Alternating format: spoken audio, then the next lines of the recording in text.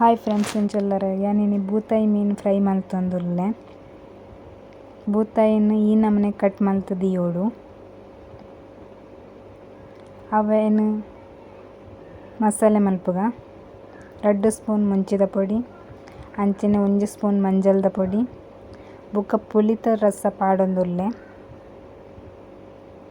ಬುಕ್ಕ ಚೂರು ginger garlic paste ಅವೇನು ಉಪ್ಪು ಪಾರ್ದು ಮಿಕ್ಸ್ ಮಲ್ಪೊಡು.